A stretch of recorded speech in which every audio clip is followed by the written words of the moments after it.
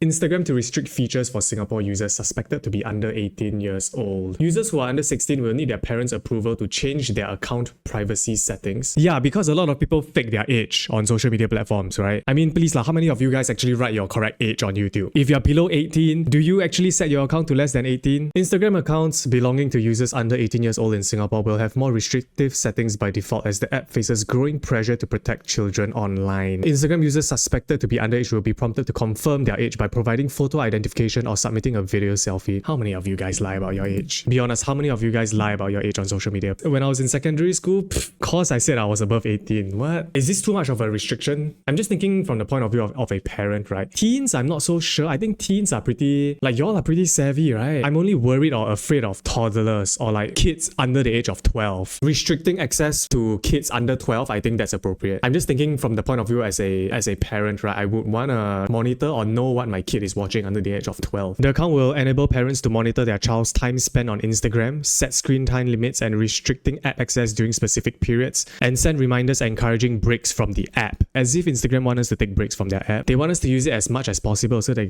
can shove ads in our face. Yeah, right, they want us to take breaks from the app. Parents can view profile details of individuals their child has messaged. It's a little bit intrusive. Parents can see who their children are messaging but not the okay, not the content. So they can just see who they're messaging but not what they're messaging. Alright, that's better. I thought they can read the messages. That's a bit too intrusive. Guidelines on screen used to be rolled out in Singapore schools. During a media briefing, MOH said local cohort studies have led to more studies on children health behaviors and their impact in the short as well as long term, as well as how inadequate physical activity has resulted in poor body mass index or obesity problems.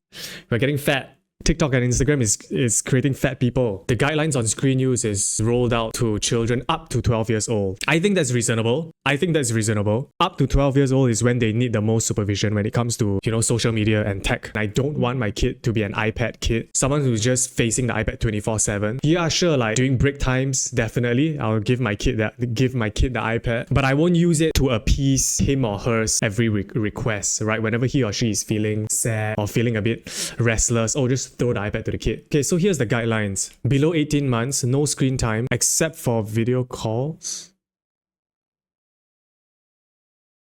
Who is my infant gonna be FaceTiming? The neighbor's toddler?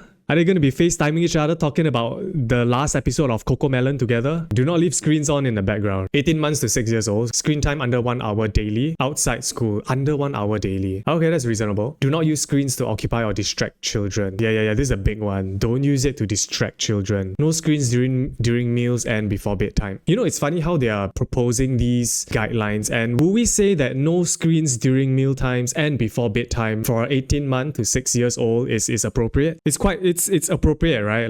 Like makes sense. Yeah, I would agree with that. They shouldn't have that. But it's funny how most of us right now, we can't eat a meal without a phone in front of our face or a TV in front of our face, right? Now I can never eat without looking at something, without watching anything. And I think that's fucked up. Yeah, but it's funny how I agree with this, but I'm doing exactly what they're proposing toddlers not to do.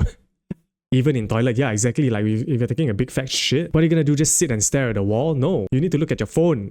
What are you gonna do? Are you just staring at the wall like a psycho when you shit?